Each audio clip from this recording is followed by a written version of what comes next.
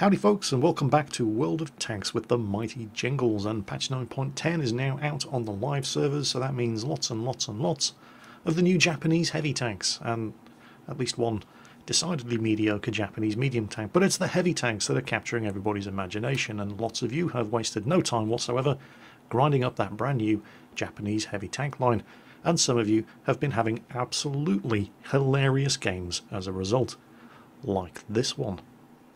This is Gargantua, and he is driving the Japanese Tier 5 super heavy tank, the OI Experimental. This is a 100-ton tank that will do 40 kilometers per hour, and has a better power to weight ratio than the Tier 8 medium tank, the Super Pershing. It's also got very good gun depression and a very, very meaty gun. That 100mm gun does 300 average damage, fires more than 6 rounds per minute, so less than a 10-second reload, and has 130mm of penetration. That's enough to kill any Tier 5 medium tank in 2 shots, and if you get a good damage roll, you can one-shot a Tier 5 tank destroyer. So it's mobile, it's got a very, very good gun. What's the armour like? Well, the armour's alright, but you have to angle it. The actual raw thickness of the armour is nothing special, 75mm at the most. Have a look here. Side armour of 70mm, he turns, angles, bounces a shot from the enemy OI Experimental, there are 4 of them in this battle, and takes off nearly half of that guy's health with his return shot. This is not actually an especially heavily armoured tank. It's 75mm at the front, turret and hull, 70mm at the side, but as you can see, there are plenty of tanks in Tier 5 games that can penetrate 70 or 75mm of armour, and the armour on this tank has to be angled to be effective. That enemy OI Experimental was giving him the flat side of the tank, and so he just obliterated him. His platoon mate over there, not angling his armour, got himself wasted by the enemy tanks around that corner, while Gargantua was finishing off the Matilda. So, well, before anybody starts calling this tank overpowered, just bear in mind that there are 4 of them in this battle, and 2 of them have just died without killing anything. In fact, they were some of the first tanks dead. The actual armour thickness on this tank is actually not as good as the KV-1. The KV-1 actually has thicker armour than this machine, and it's a smaller target. KV-1, of course, doesn't get a gun that fires armour piercing and does 300 average damage. Just look at the mess he makes of this Churchill. Watch this. It's the gun, I think, that may justify claims of the OI Experimental being overpowered when it's top tier.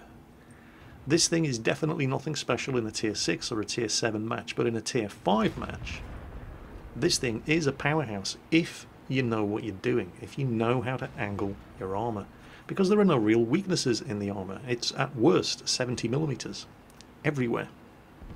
And here's another thing, those obvious weak spots in front of the tank, those machine gun turrets, yeah, they're not actually weak spots.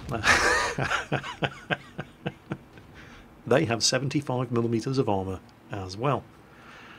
If you were to just angle this tank at 45 degrees, you're going to have at least 100mm of effective armour everywhere, and that's what makes this thing special. In a Tier 5 game, again, Tier 6 or a Tier 7 game, even 100mm of effective armour is nothing fancy.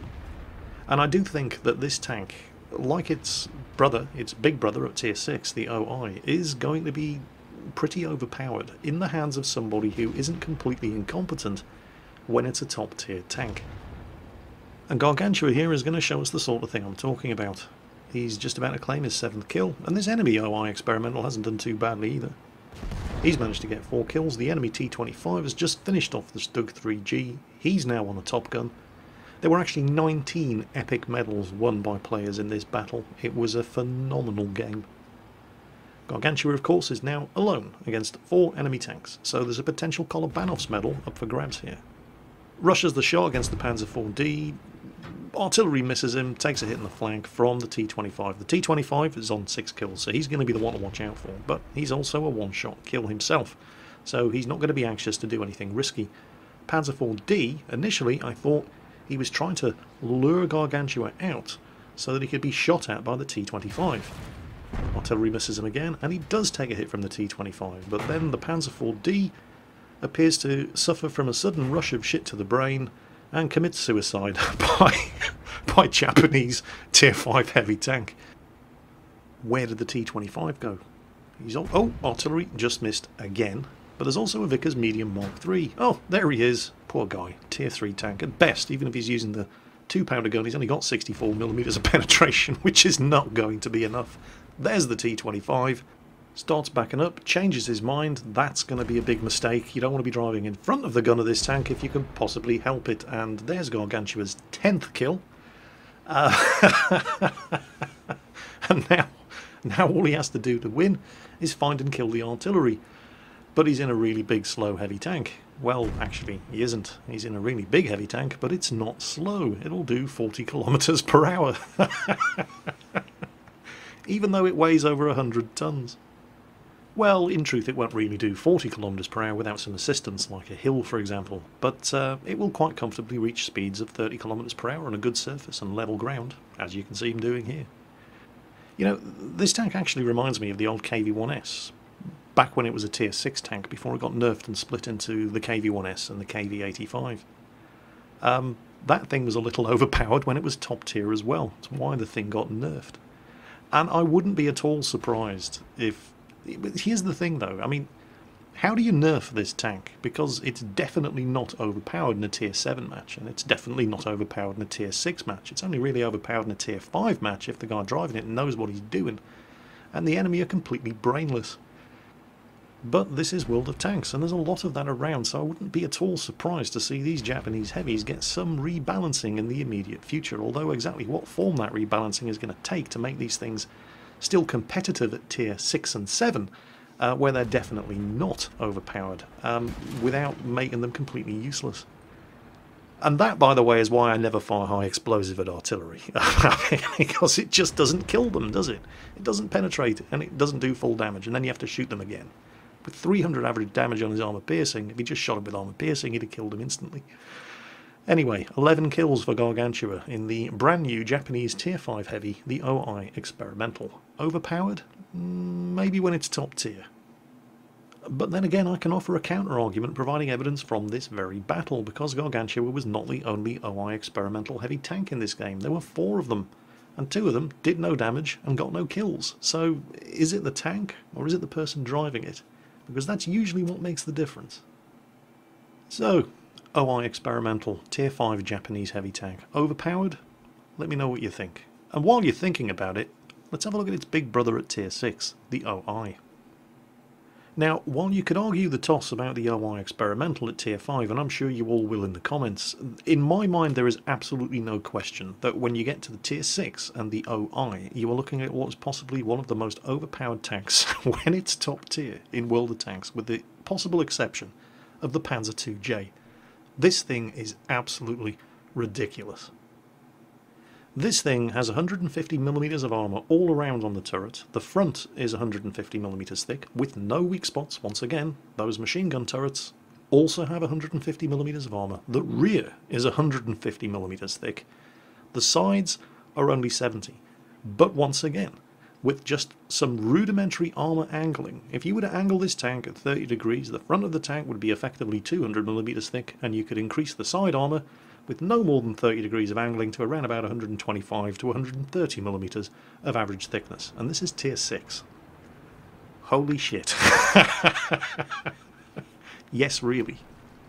And you don't really have to worry too much about the side armour because it's spaced. In fact, there are 2 layers of spaced armour on the side. There's the spaced side armour itself, which is 35mm thick. The tracks count as another 40mm of spaced armour, and then you've got to get through the hull. In fact, the only place where there is actually 70mm of side armour on this tank is right there above the tracks. And you can always angle it. This tank really is absurd. Of course, it's nowhere near as mobile as its little brother. It has a speed limit of just under 30 kilometers per hour, but in practice you're probably not going to get much above 20 kilometers per hour without some assistance.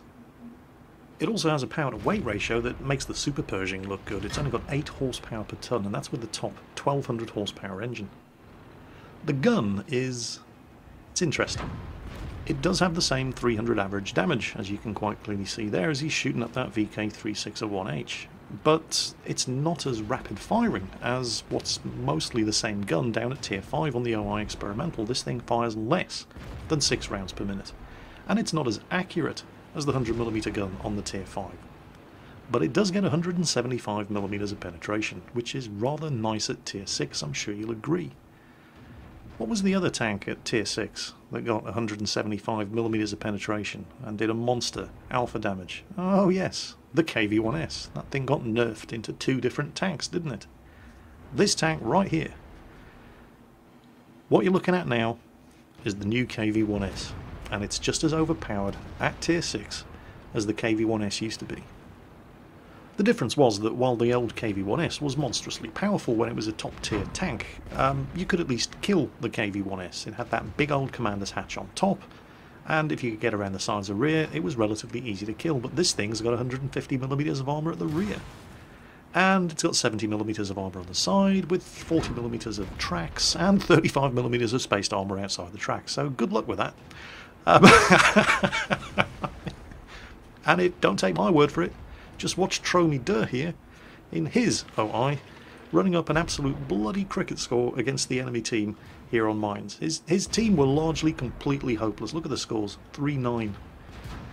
Tromy hasn't even scored a kill yet, but don't worry, he will. His team are going to leave plenty for him to do. There's his first kill. He's nailed the 361H. Oh, incidentally, the Cromwell that managed to get above and behind him on the hill fired down into his... I'm not entirely sure whether or not the Cromwell... Oh, Churchill side-scraping nicely there. Managed to avoid getting killed. And he's putting shots into the spaced armor. He's penetrating, he's doing damage to the tracks, but he's not going through. There he goes again, and now he's dead too. Oh, here we go. Here he is. Well, I don't know why he's coming down. He's clearly sick of living. Yeah, expertly aimed shot.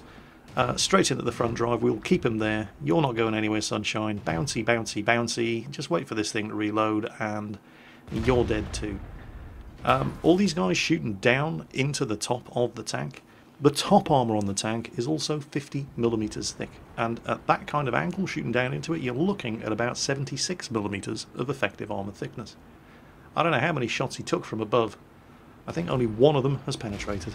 Now it gets interesting. Look at how he angles the tank there. That's about 30 degrees. He's the last one left alive on his team against 8 enemy tanks. This is where things start to get very, very amusing. Who are you going to shoot? You want to kill the ARL if you can. His 90mm gun can be a bit of a problem. The Lee, not so much an issue. The Sherman at the back there, not so much an issue. The Nashorn, however, could be a bit of an issue. Then again, you can kill the Lee with one shot, so he goes and does that. That Panzer IV-H is going to give him problems. He's managed to get around on the flank, and he's threatening to come around. Here comes an M4. M4 could have the howitzer with heat loaded, so takes him out next. Again, he's killing tanks that he can kill. And he's bouncing shots nicely from the Panzer IV-H with a 75mm gun. Nashorn being a bit cagey there, not wanting to come out. Can't really blame him. With 300 average damage, you don't want to get hit. But the Nashorn is bound... Oh crap, artillery. But then again, with 150mm of rear armour, just exactly how much damage is artillery high explosive going to do? Nothing. So he powers forward. This is where the speed of this thing comes into play. When you're going down a slope like this, he hits and sets the Nashorn on fire. 100 tons of tank, 30 kilometers per hour, ramming speed.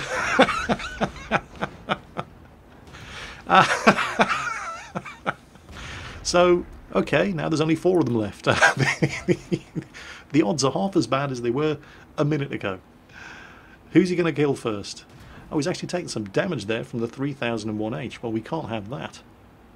We'll kill the artillery first, because, well, you know, why not? Again, kill the tanks that you can kill. It's all about reducing the number of guns that are shooting at you. And not only that, if the artillery does manage to score a hit on him with high explosive and immobilise him, blow his tracks off, that gives the Panzer IV-H the opening he's been waiting for, so he can come around and shoot into his flank. That patch of armour above the tracks on the side, where there's no spaced armour and it's a pure 70mm of thickness. So now there's only 2 of them left. And the 3001H is not looking very clever. He's blown his tracks off. He's sideways on. The 3001H is penetrating, however. And the Panzer IV's just blown his tracks off and is wasting no time whatsoever in pummeling that side armour and actually doing some damage. Tromi uses his repair kit, backs up, gets his tracks back up, and improves his angle against the Panzer IV. He obviously desperately wants to finish off that 3001H, because he's a one-shot kill, but he can't do it with a Panzer IV on his flank. That Panzer IV definitely knew what he was doing. There's the Panzer IV again, looking for a shot round the other side. And he knows Tromi is just waiting for him to pop out. So he's waiting to drop off the radar, so Tromi no longer knows which side of the building to aim his gun around, and now he doesn't know where the 3001H is either. If the 3001H is working his way around that hill to come up behind Tromi, or even climb the hill, Tromi could be in trouble. He scored a good hit on the Panzer IV. Everybody in this game is now a one-shot kill.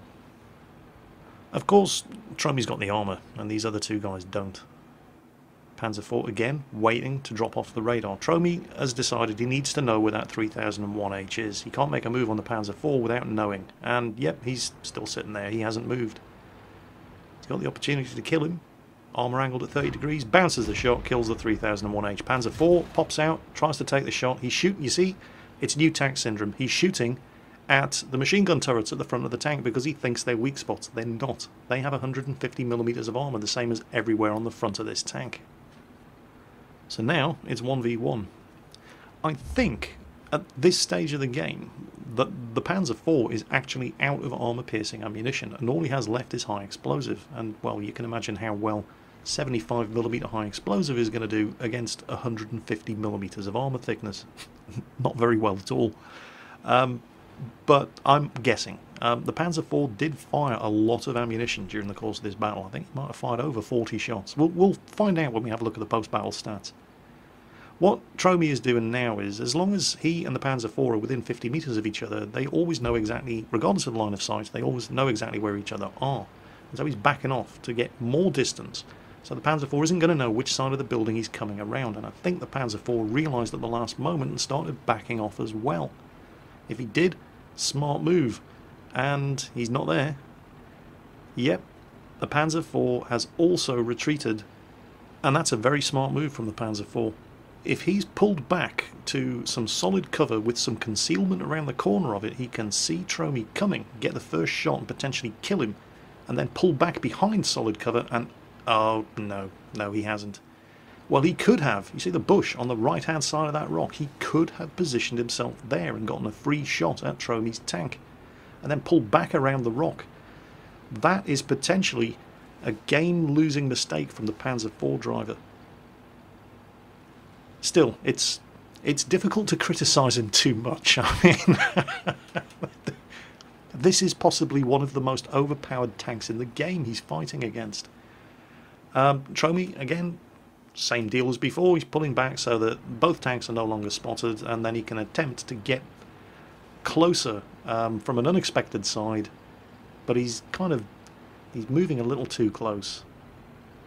Potentially this Panzer IV could run the clock down. He's got the edge in manoeuvrability, which is the only advantage he has over this monster tank, and he could just keep driving around this rock for the next 5 minutes and force a draw. The only real way that Tromi can win this is if the Panzer IV makes a mistake. And the Panzer IV makes a mistake. He's taken his tracks. If he had a repair kit, he's used it. He takes a shot. Nope, sorry. And it's game over. It's kind of difficult to see the enemy team winning that. They could have, but they would have had to sacrifice tanks to do it. Somebody would have had to move forward and basically take one for the team. And then everybody else would have had to rush him at the same time and get around the sides. And for that kind of teamwork just doesn't happen in random battles, and that's why this is an overpowered tank. I mean, the OI Experimental down at Tier 5, nah. It's a good tank, but it's no better than the KV-1. KV-1 actually has better armour, has similar mobility, and comparable DPM with its 85mm gun. In the hands of a good driver, any tank can be considered overpowered, but I don't think you have to be that good in a Tier 6 battle with a tank that's got 150mm of armour.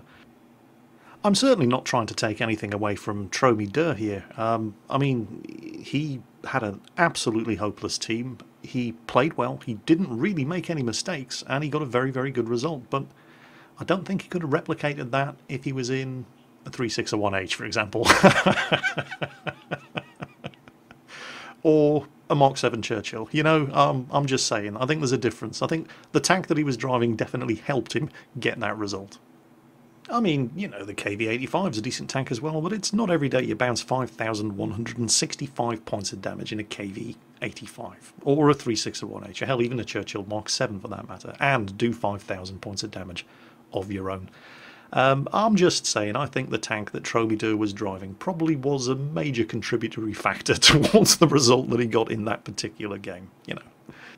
I mean, you know, well played, not trying to take anything away, but yeah, I'd like to see you do that in a KV-85.